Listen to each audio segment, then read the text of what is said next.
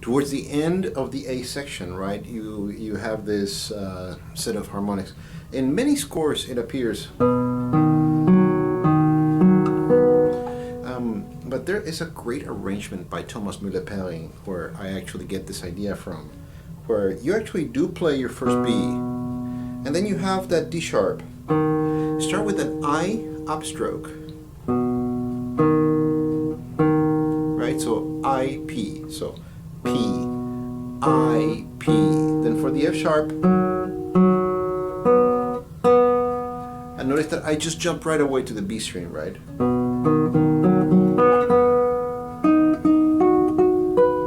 Right, so it just jumps up an octave. You have D sharp, F sharp, B, right?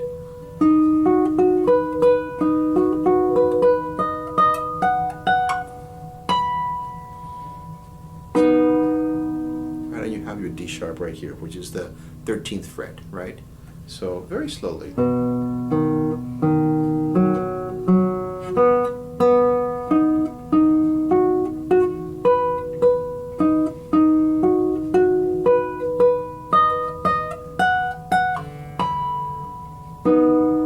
You can play this note, this E, as a harmonic, or you can plug it. Choice is yours, right? Sorry. I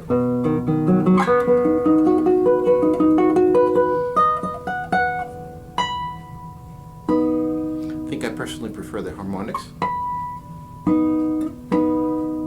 Right? It's a much quieter of an arrival. And then you have that.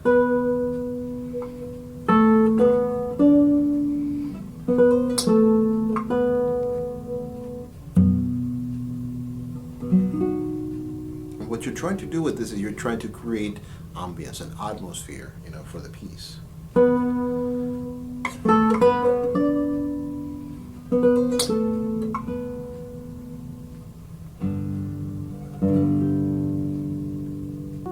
Right? And what you're doing here is you're using tempo rubato, right, which was a very romantic thing to do. And this is what Albeniz is asking for in his score, you know. You could play it in time and you realize that, you know, it does keep that sense of rhythm, but here you want to stretch time. And tempo rubato means that you're taking some time from here, but you're making up for it later, right? You could speed up, but then you have to give that time back, right? But you have to give it back within measure. You cannot just go crazy in a phrase. You have to think, where does it make the most sense, right? If you want to keep the voice on the D string,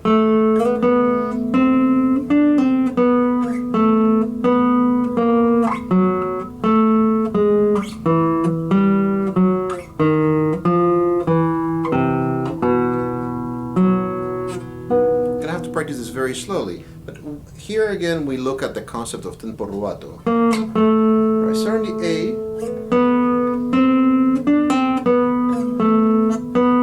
right? That's your first point of weight, right? Where you land with 4. So 1, your 7th position here. Here's 9th position, karate chop position. Then you go back to 7th position. Then your pinky is squished in, right? Your pinky is not going to be in the 10th fret, it's going to be on the 9th fret. 4, 3, and then you reach out to 4th position. And again, 4, 3, and 2nd position, 4, 3 again. 1st position, 3, 2, 3, and then land with 1 on that B. So you can comfortably get to that B major chord. Now, how do we make it all work with tempo rubato and so that it really makes sense?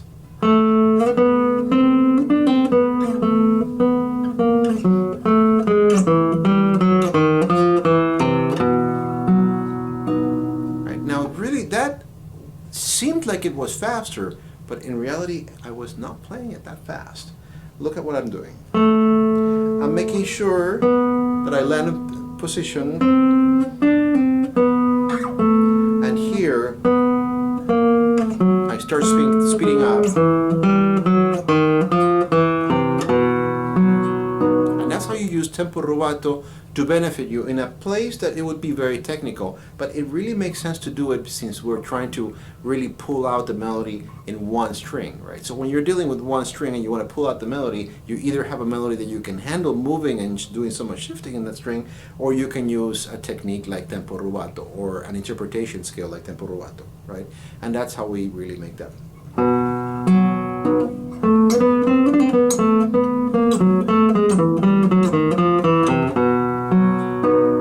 Right, that passage.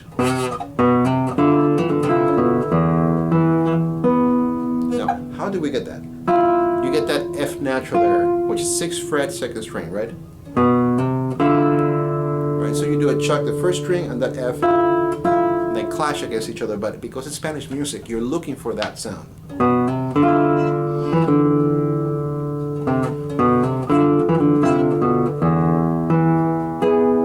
Now when you're going faster, it really makes sense to do it.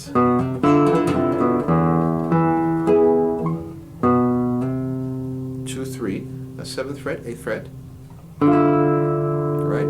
You don't have time to arpeggiate when you're going 200 miles an hour, right? So that was just a reaction right now. So when I'm playing it fast, I wouldn't do that.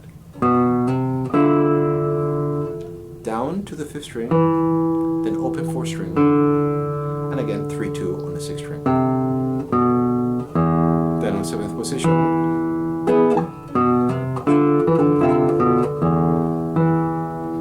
And practice it slowly.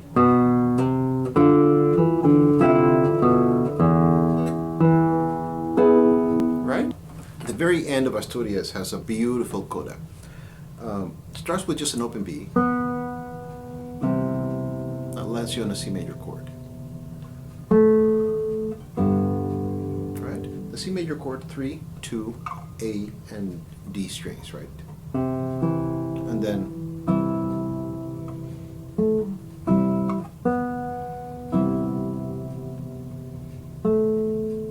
A, just 2 on the 3rd string, 3 on the 6th string. Then A7, so 1 on the B string, 2 on the 4th string, open 3rd string, A bass. Right? F sharp on the 4th string, 4th fret, E minor. And then jump to 5th position, 4th string 3, 3rd string 1, 2nd string 2.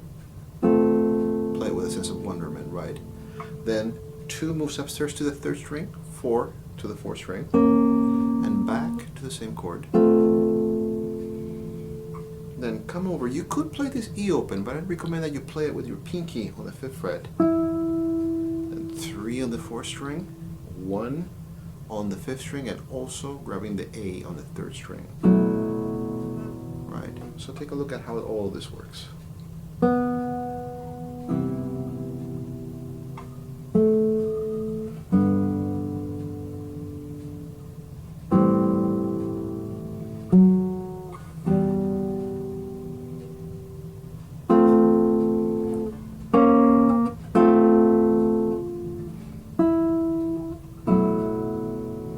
Tuck the pinky in, open B string, jump all the way to the 12th position.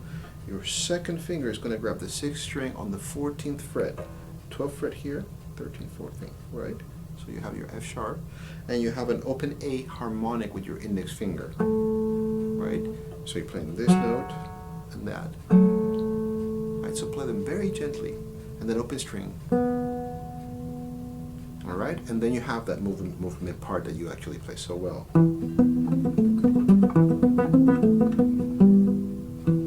Or last note harmonic on the 6th string, 12th fret.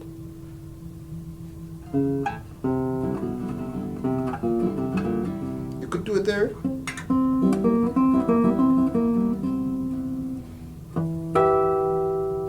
And then grab the 7th fret here with your pinky, and then reach out for the 2nd fret with your index. They're both the same note. Optional, right? If you can do that reach, you have your last chord. So here's the coda. Sorry.